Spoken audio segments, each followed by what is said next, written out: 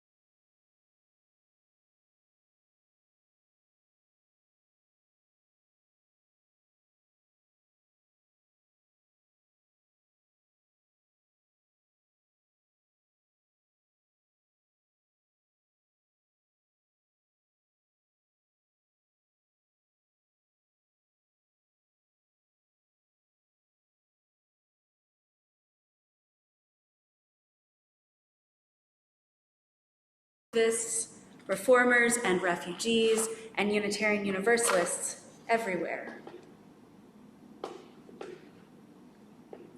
We light this chalice for the warmth of love, the light of truth, and the energy of action.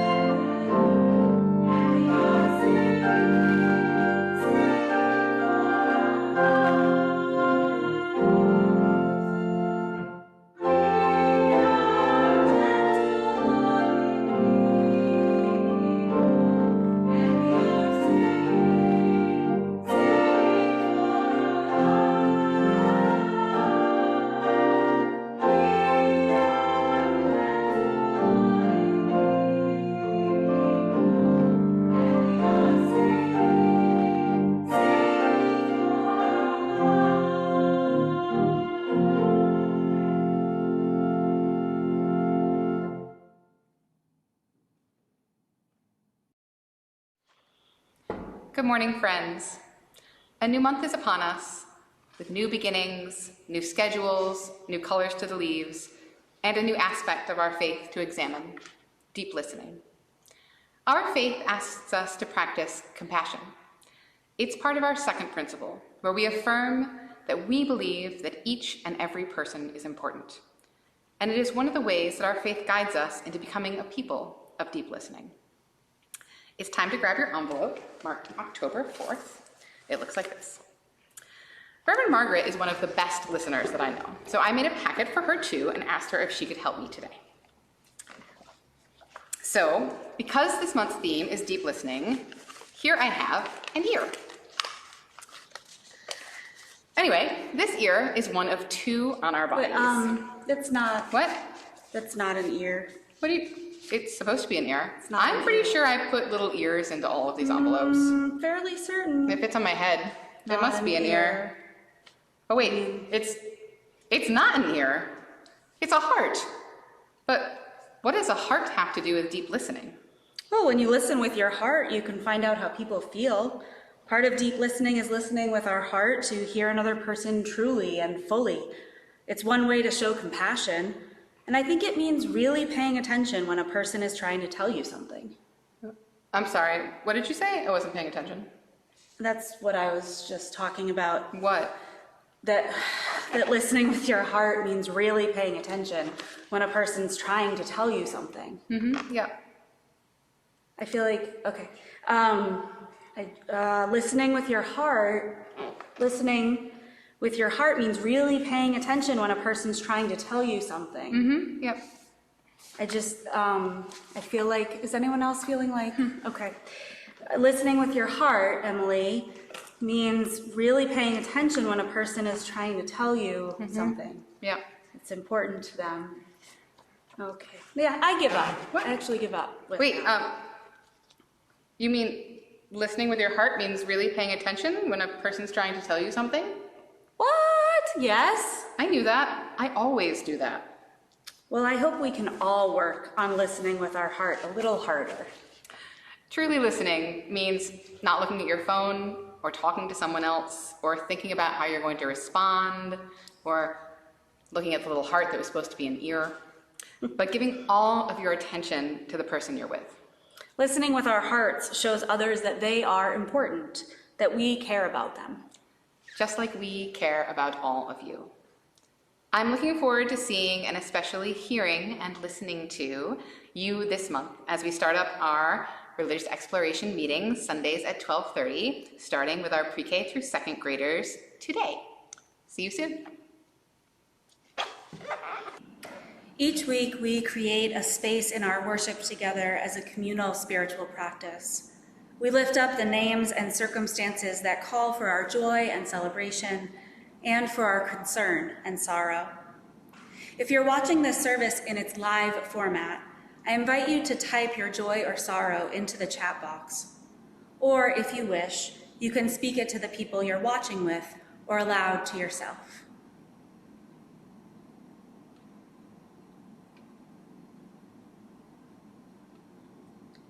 Together, may we trust that these joys and sorrows are held by the universe, and may we offer our love and compassion so that they may be held with care. At the beginning of our live coffee hour each week, we'll have a facilitator who will offer space for the sharing of joys and sorrows. May we all engage in the communal spiritual practice of listening deeply and offering our care and compassion to one another, particularly during this challenging time. Now, holding in our hearts the joys and sorrows of our lives, let us continue in some moments of reflection and prayer. I offer these words by the Reverend Alicia Ford. I lift my eyes to the hills. From where will my help come? My help comes from love abundant. My help comes from the hills.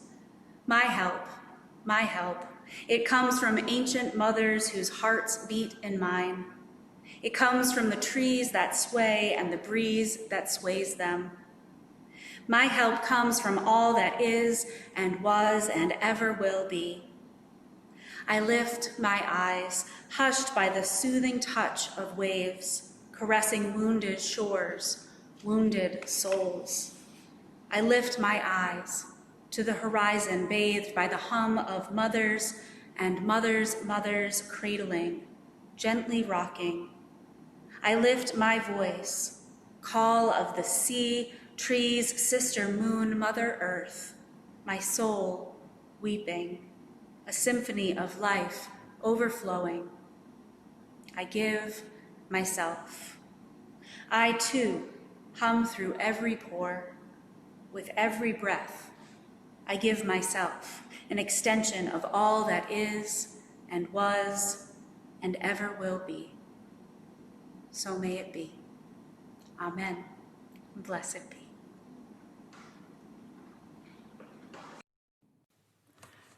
This month, our theme is deep listening. We are going to be singing the hymn, Do You Hear, which is number 112 in your gray hymnal. But we're only going to be singing one verse each week as we really listen to what these words are saying to us. We're going to sing the same verse through 3 times. Let's listen to the melody first, and then we'll sing.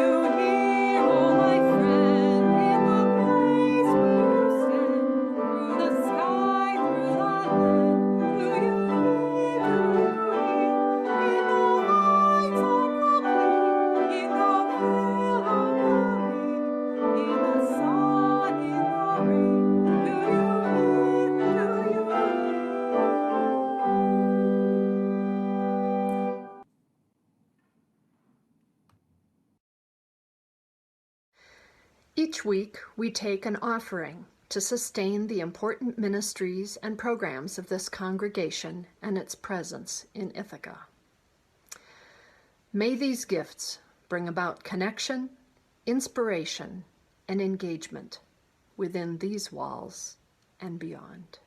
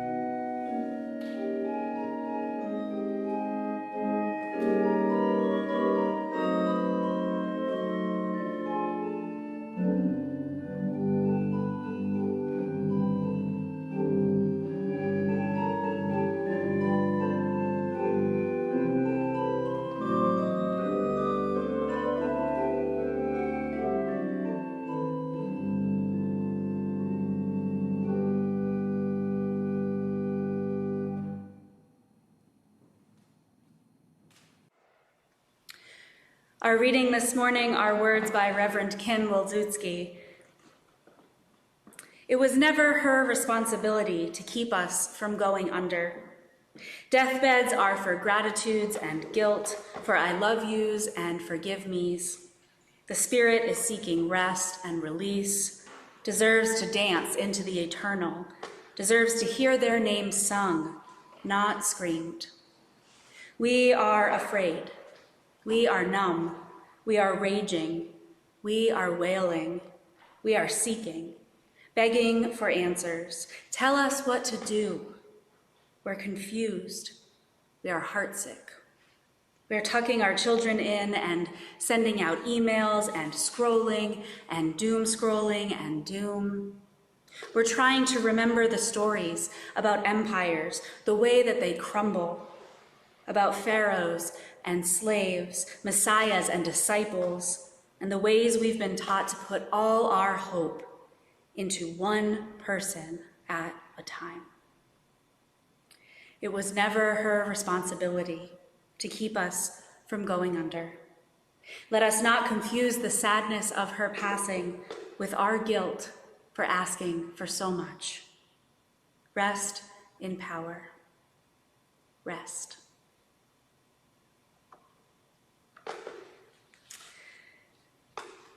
When asked if she always wanted to be a Supreme Court justice, Ruth Bader Ginsburg, here in action figure form, some of us call her RBG, she'll be joining me for today's sermon. She explains to people that this was not something she envisioned for herself. When Justice Ginsburg was coming out of law school in 1959, there were exactly 0 female judges who sat on federal benches. So to imagine herself as a Supreme Court justice was, in some ways, impossible. Indeed, as the second woman seated on the Supreme Court, RBG was a trailblazer for equality, for compassion, for justice, for people of all genders. Today, October 4th, is exactly 27 years since that day in 1993 when Ruth Bader Ginsburg was seated on the Supreme Court, the highest court in the land. And today, just over 2 weeks since her passing on from this life, we continue to grieve the loss of this remarkable person, this small and mighty woman who shaped so much of the world in which we live. In Unitarian Universalism, we draw from 6 sources for inspiration. One of those sources is the words and deeds of prophetic people, which challenge us to confront powers and structures of evil with justice, compassion, and the transforming power of love. And so it is that we draw inspiration and guidance from the words of Supreme Court Justice Ruth Bader Ginsburg. Ruth Bader Ginsburg was a person who was guided by love, not mushy greeting card love, though I'm sure there are times when she was propelled by this sort of love as a partner, as a mother, as a grandmother. But I mean love with a capital L, a love that is greater and more encompassing than what we typically mean. There's this poster from our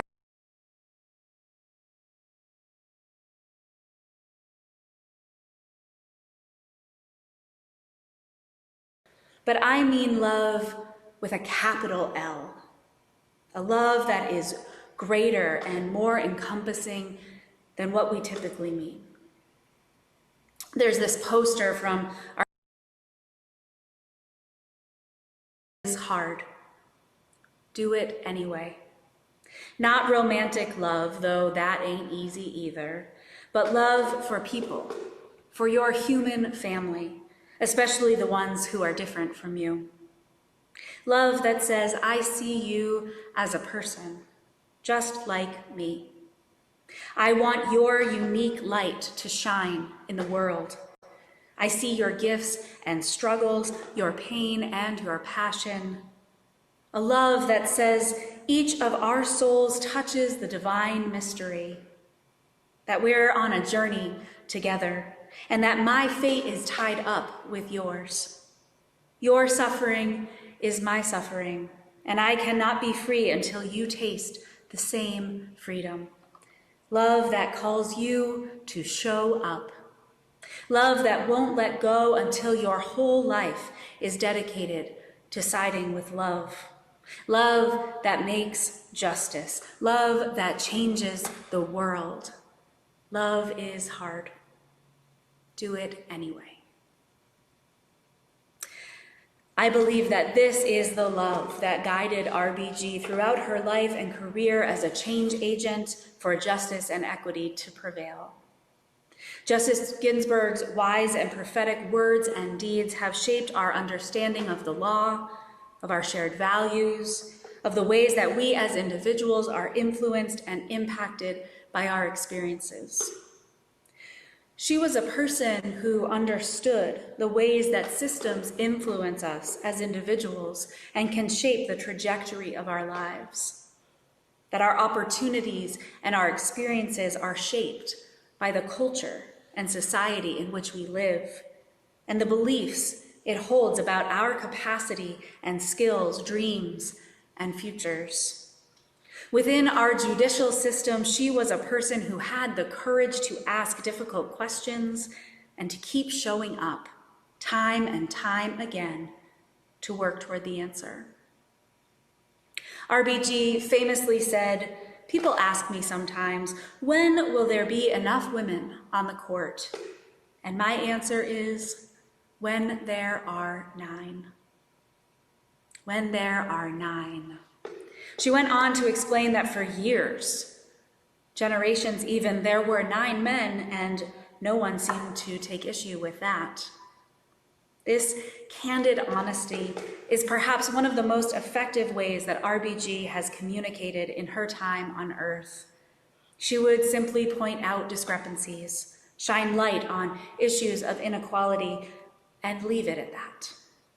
Her ability to state the facts and then sit with other people's discomfort and struggle was admirable. Not every person has the ability to do this. Not everyone is able to look critically at an issue, see where it falls short, and patiently guide others to see it too. This was a gift that Ruth Bader Ginsburg had and practiced throughout her life, and I admire her for that. Now, since her passing, some have suggested that Ruth Bader Ginsburg didn't take any criticism. They actually use a different word, but this is a sermon, so I'm going to keep it pulpit appropriate. This statement suggests that RBG wasn't impacted by the people who were critical of her, disagreed with her, or judged her for her interpretation of the law. It suggests that she just ignored it, brushed it off. And I doubt that's true. This is a person who throughout her career and her education was often the only woman in the room. She was often the only person speaking truth to power. She was often the first or only person who would challenge our society's ideas about gender and the ways that it shapes our opportunities. This was not easy work. This was not something she did for fun, but because she was called to do it as her life's work. Doing and saying what is right often comes with consequences and criticism. So I have to reject the idea that RBG wasn't impacted by these experiences. I have to reject the idea that she was never fearful. She was courageous and brave, and as Franklin Delano Roosevelt once said, courage is not the absence of fear, but rather the assessment that something else is more important than fear. The kind of change and growth for which RBG fought was not won overnight. She has been known to say, real change, enduring change, happens one step at a time. One step at a time. One day at a time, one case at a time, one decision at a time. And perhaps those will accumulate over time to create shifts and changes that will last. In the 61 years that Ruth Bader Ginsburg was practicing law and serving as a judge, there have been dramatic shifts in our culture directly resulting from her work and her perseverance. The fact that I can have a credit card in my own name without the permission of my husband is because of her, which is good because I don't have a husband. I have a wife. The fact that I am married to a woman, I owe in some part to RBG. The fact that my spouse is able to serve as an officer in our armed forces, I can thank RBG for that. That reproductive choice and freedom continues to be protected, that parents of all genders are able to take parental leave, though that one admittedly still has a lot of room to grow in this country. The fact that people of all genders can play sports in school, rent an apartment, consent to their own medical treatment. The list goes on. Her impact was remarkable. The incremental change that has been brought about by the persistence and diligence of this woman is nothing short of amazing. And for that, I am so grateful. I also have immense gratitude to Justice Ginsburg for her humility and her grace. This was a woman who carried herself through this world with confidence and poise, but without haughtiness or a self-serving attitude. What a refreshing characteristic of a leader, to be able to disagree without throwing a tantrum, to speak the truth with confidence, to carry oneself with honesty and integrity. We might all take a page from her book. And finally, when asked how she would like to be remembered, RBG said this: I would like to be remembered as someone who used whatever talent she had to do her work to the very best of her ability. And she did. Right up until the day she died, she served this country and its people with dignity and with honor to the best of her ability. I pray that all of us can strive to do the same, to use whatever talent we have to do our work to the best of our ability. And what is our work? What does that mean? Well, as Unitarian Universalists, that means aligning the way we go through life with the principles and values that we hold close. It means living our principles. It means valuing the inherent worth and dignity of every person, of all people, acknowledging our interdependence with one another and the world we live in, working toward justice and equity and compassion in our lives. It means seeking truth and meaning as a lifelong journey. and doing so with the goal of spiritual growth and acceptance of ourselves and others. And finally, it means lifting up one of our most treasured values in Unitarian Universalism, the right of conscience and the use of the democratic process within our congregations and in society at large. If you are able to vote, vote. If you aren't registered, register. If you are registered, help others register. Let's work together to fight voter suppression. Let's work to educate people on the issues that matter to all of us and our future and to future generations to come. Let us work to amplify the voices of those amongst us who have been silenced for far too long. Let's strive to create a world where all are able to live into their full potential. It can be difficult to feel hopeful these days. There's this unraveling of so much of our lives as we've known them. The pandemic and all that it brings, the threat to our democracy, the upcoming election, the ongoing realities of police brutality, of threats to reproductive justice, the climate crisis in which we find ourselves. It's normal to feel overwhelmed, underprepared, overly nervous. And this is where we are. Today is a gift. This is the moment we find ourselves in. In these moments when so much feels uncertain and worrisome, I am choosing to find solace in the persistence and intention of people like Ruth Bader Ginsburg. I'm choosing to find moments of strength and hope amidst the swirling of all that is our lives in these days. I'm reminding myself that we can do hard things. I'm reminding myself that we are powerful beyond measure, that our impact in this world can be greater than we might imagine in this current moment. It's in these moments that I reach for the words and deeds of those prophetic people who have been through hard things. I'm choosing to see myself and a way in their words, and to glean wisdom and inspiration from them. I'm reminded of words from Bishop Ken Untener of Saginaw.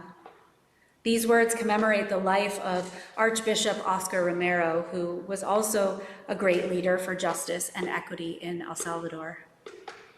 These words also echo the idea that Justice Ginsburg spoke about change taking time, being incremental. Though these words come from a Christian perspective and Justice Ginsburg was Jewish, their essence transcends religion and belief because it's rooted in the power of humanity to change the world and to make a difference. These are the bishop's words. It helps now and then to step back and take a long view. The kingdom is not only beyond our efforts, it is even beyond our vision. We accomplish in our lifetime only a tiny fraction of the magnificent enterprise that is God's work. Nothing we do is complete, which is a way of saying that the kingdom always lies beyond us. No statement says all that could be said. No prayer fully expresses our faith. No confession brings perfection. No pastoral visit brings wholeness. No program accomplishes the church's mission. No set of goals and objectives includes everything. This is what we are about. We plant the seeds that one day will grow. We water seeds already planted, knowing they hold future promise. We lay foundations that will need further development. We provide yeast that produces far beyond our capabilities. We cannot do everything, and there is a sense of liberation in realizing that. This enables us to do something and to do it very well. It may be incomplete, but it is a beginning, a step along the way, an opportunity for grace to enter and do the rest. We may never see the end results, but that is the difference between the master builder and the worker. We are workers, not master builders, ministers, not messiahs. We are prophets of a future not our own. My friends, let us step back and take the long view. Let us honor the good and prophetic work of this remarkable woman. Let us water the seeds she has planted. Let us protect the foundations and build upon them, those foundations that she has built. Let us continue the work, each in our own way, to ensure that justice, equity, and compassion prevail for all people everywhere. May her memory be for a blessing. May her memory be for a revolution. May she rest in power.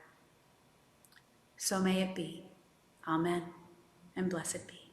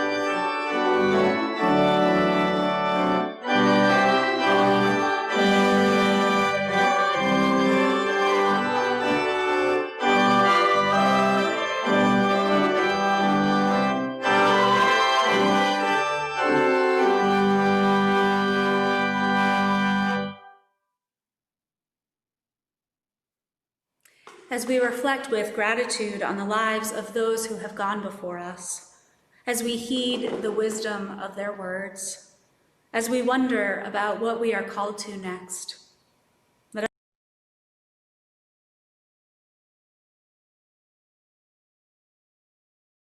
we fully grasp the enormity of the possibilities for all of us.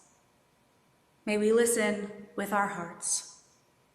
We extinguish this chalice, but not the hope, love, and courage that it represents. We carry our love and our deep, deep desire for connection out into this beautiful and broken world. Our service has ended. Let our true service now begin. Go in peace.